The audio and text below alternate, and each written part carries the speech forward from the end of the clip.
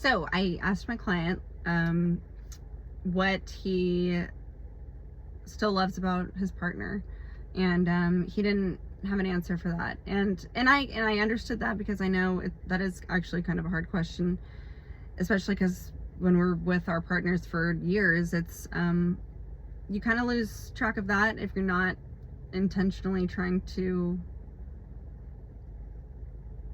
stay aware of it. So Tony Robbins, he also taught me that our relationships are always either growing closer or we're moving apart. Always. Like, it's never just staying steady exactly the same. So that's something that people may find useful to think about, because, and that might be for like anything, everything, like even like with businesses, like a small business. Like, I had my small business, and I did not actually realize that it was kind of slowly, that I was slowly like losing some clients, because I had so many. I was like really, really busy for a while at first, but then I started realizing like some people just weren't coming back, and not everyone rebooked. So like it was kind of hard to even realize that some of them were not coming back. But so yeah, everything, I guess everything is either growing or falling backwards. And for relationships, that's kind of, I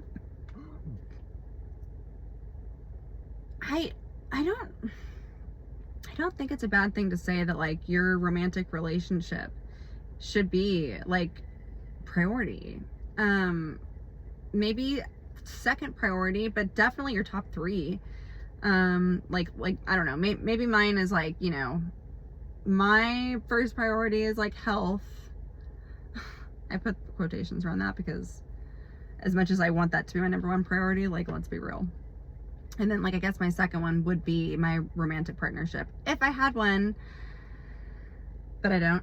And then I don't know, the third one, whatever, like my passion, hobby, my purpose, my income, finances. I don't know, man. I never really thought about that before. I just said that out loud.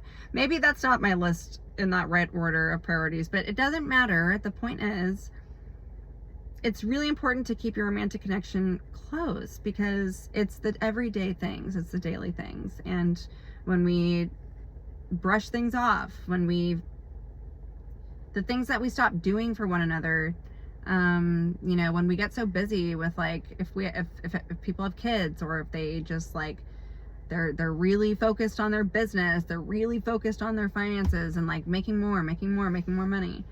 Yeah, your romantic relationship is probably gonna fall down. And it's really powerful too to remember that like your partner has been a part of you the whole way. So like, whatever we've accomplished, like, I mean, and this can work the other way too. I mean, like, some partners really, really fuck up our lives.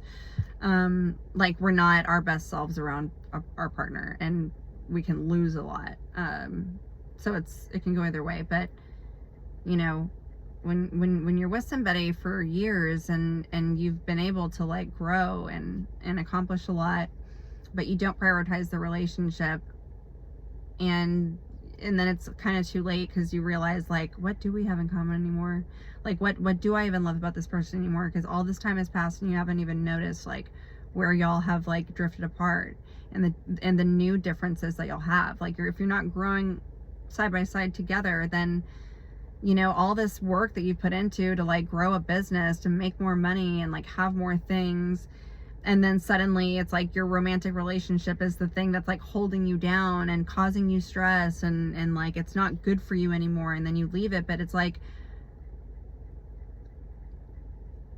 I'm kind of confident to say that like, you don't know if you would have been able to have and do all these things without this partner, because the partner makes you who you are. It truly is like the most impactful relationship. You're with them every day. And I guess I'm speaking more to like the people who are like, like adults, like people who have been together for several years, who live together, you know, like the very close, like who are in the same environment every day. Like that person is like a huge impact in your life. And so it's kind of a shame, you know, like whenever you just kind of like, you let something go for so long and then you leave it because now it's just like kind of like a burden, and like you don't realize that they were a huge part of your success, whether they were a part of your business at all. We're impacted by the people we're around. They make us who we are. They inspire us or they fuck us up. So what I'm getting at here is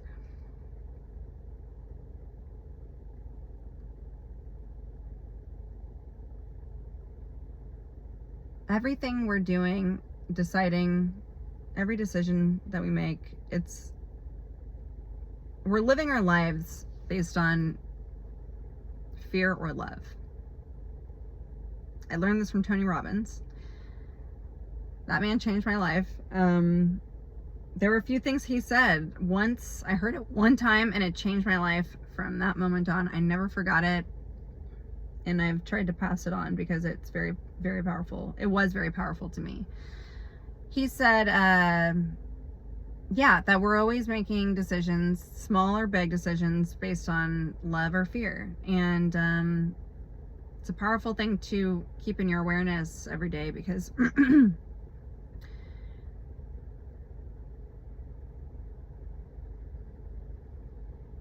you may not think that like certain decisions are changing your life, but even the small things, like, you know, what time I go to HEB, what time I cook dinner, what time I'm waking up in the morning, like, it's all based on how I'm treating myself. Is it based on love or is it based on fear? And sometimes like locating the fear or even locating the love, they're not always super easy to like know what you're doing. Like you might be able to think, you know, if I wake up early and if I eat at the same time every day and if I go to HEB like at the same time, like just all this consistent like bullshit schedule, that is an act of self-love, because I'm taking care of myself, I'm taking care of my health, and I'm like on a good like regimen. But if I'm going to HEB at like 10:30 at night and like eating dinner like at all different hours, it's like, I mean, it's harder to say if that's fear. I mean, if it's not love, then it's fear, you know? And I guess the fear would be like, I am afraid of change. I don't know. That was just at the top of my head. But you get my drift. Hopefully you get my drift. So, you know, men who say that they are worried about showing their vulnerable side or showing emotions to their partner because they fear that they're going to get judged or rejected, or that the girl or the female is going to cringe. They're going to cringe at that. That's obviously a decision based on fear if you decide not to do that. But like, imagine how many times you're choosing fear over love with this person. And when you notice, because like how you do one thing is how you do everything, you know, everything you're doing, even outside of your relationship, is based on fear. You're afraid of something. You're afraid of a certain consequence. You're afraid of change. You're afraid of like someone judging you. So you're acting in ways and living your life and making decisions based on avoiding what you fear.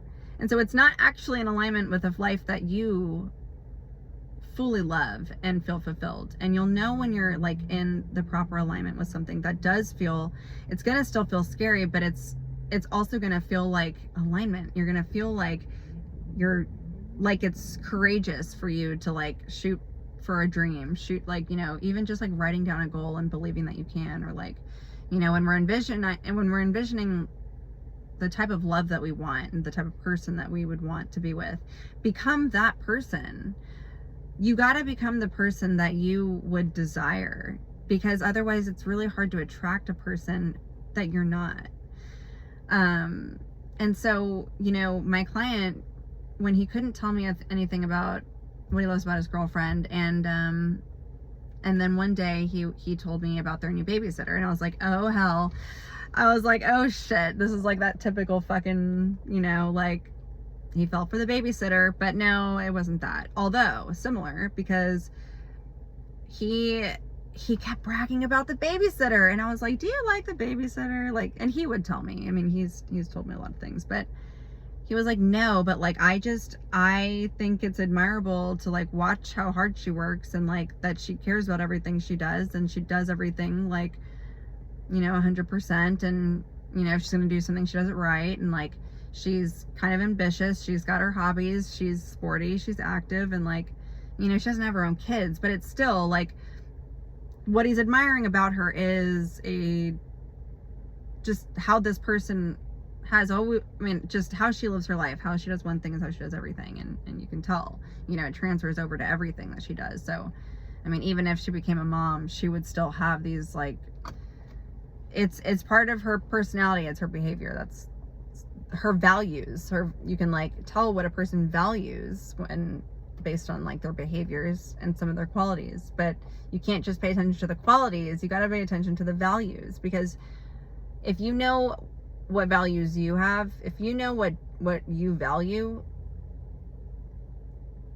it's really easy to be able to like spot another person who has your same values, and you won't be so blinded by just the outside qualities, and you'll meet your match that way. And I've talked to guys about this too, and I tell them like, what are your values? Like, know what they are, top 5, you know. And I mean, all of the values matter.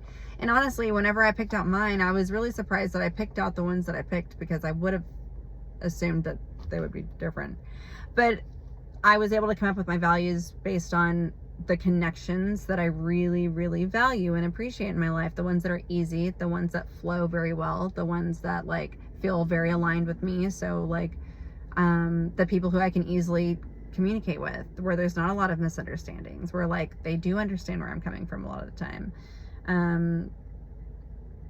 Do they like to learn? They're open-minded, they're adaptable, they're accountable, they're not so stubborn, they're not like so avoidant.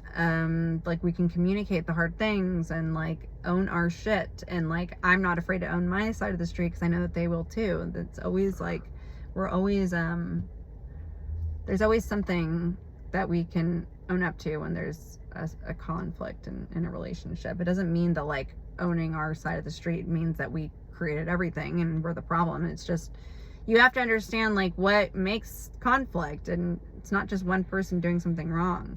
It's one person who didn't say something beforehand. It's like one person who heard something differently on accident. It's one person who, you know, forgot something. And like, it's always these little tiny errors that create bigger things. And it's all of the moments that these men choose not to say something to their partner, and the thing that they fear is being left behind. And like, I was talking to this client about it, and he was telling me like that she continues to invite her family over every single weekend. They have this new baby, and I mean, she's a good mom, but like, they never have family time, just the 3 of them, without her family being there. They're from Corpus, and like, but he won't speak up about this to his partner. And I'm just like, you've been with Bianca, you've been with your girlfriend for I don't know, like over 4 years now for sure. She lives in his house, so it is his house, and he proposed to her a while back, but they didn't get married yet. And I was like, why haven't you told her? Or like, don't just get mad at like what she's doing. Tell her what you want. Don't tell her what you hate. Don't tell her that like you're being the problem, blah, blah, blah. Like, you don't have to like approach conflict like that. You can say, I would love it if we had more like family time together, like maybe like every other weekend, and you can have your family over, you know, every other weekend. That's beautiful. That's perfect. Like, it's not even a compromise. I mean, maybe some people have an issue with that word, but like, it's just, how can we be a team and work together, and we can both get what we want?. Like, I don't know, like, over 4 years now for sure. She lives in his house, so it is his house, and he proposed to her a while back, but they didn't get married yet. And I was like, why haven't you told her? Or like, don't just get mad at like what she's doing. Tell her what you want. that's like a forever lasting relationship when you can get through those things. And then you won't have to worry about like huge betrayals and big massive problems and like, you know, the bigger stuff, because you've got a team player and they're on your side, and it's not me against you. It's both of us together, and we want both of us to be happy, you know? So like, we're not gonna be too afraid of sharing the hard things, and it's all from love. And you know,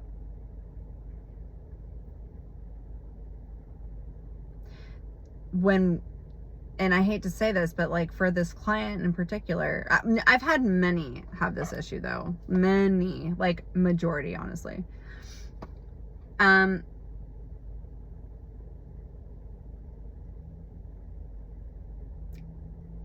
It's like their whole relationship foundation is based on fear, and it's based on like wanting to feel accepted, and like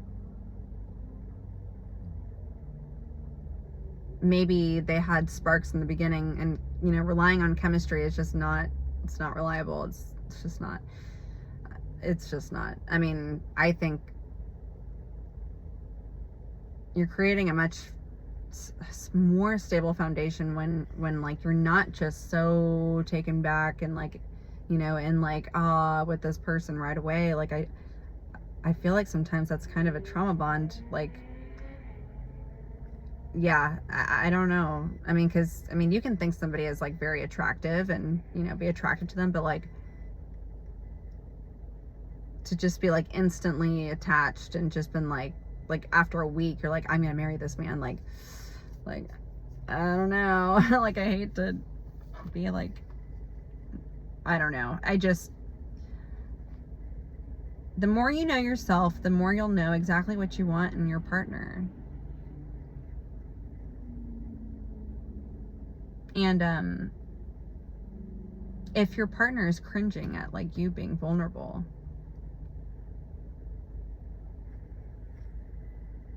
that's unfortunate. And I'm sure that feels really shitty. I would say though that like that person has not, they don't know themselves. They don't know themselves that well.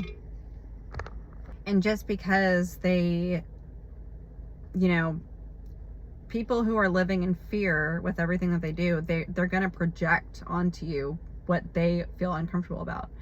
And they're not going to know, they may not even have the words or like the awareness to even know that they are projecting something that they fear.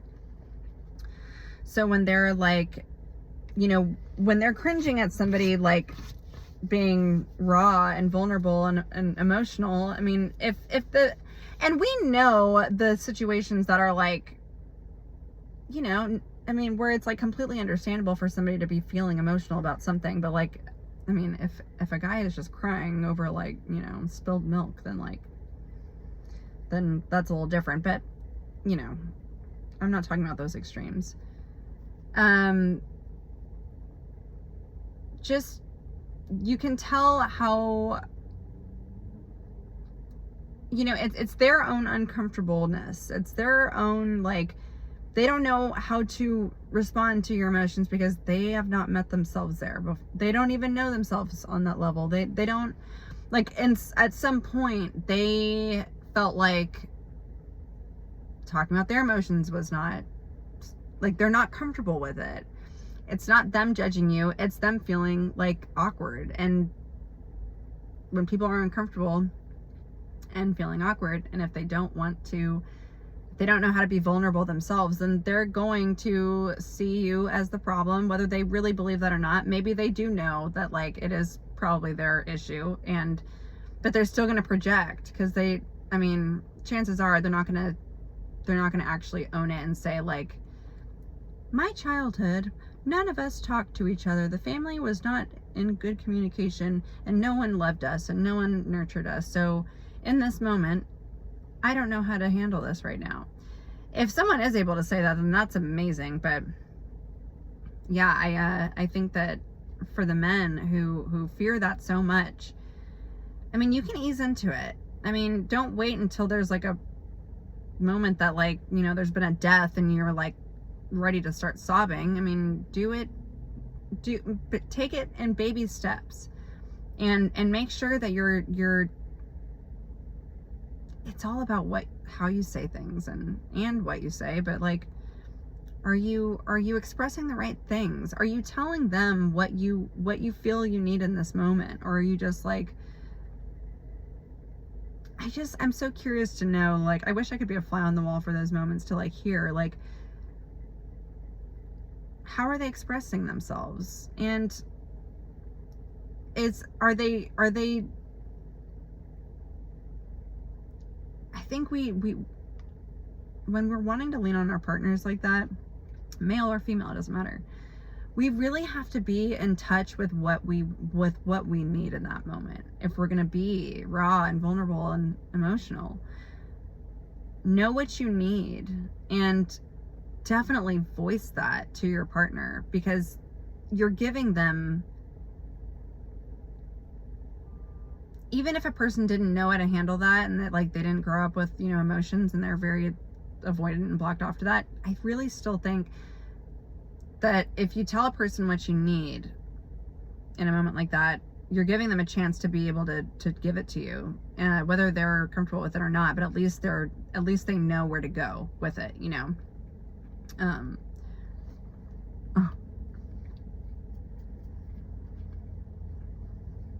I don't know why I just started to suddenly eat this, but I'm hungry. Anyway.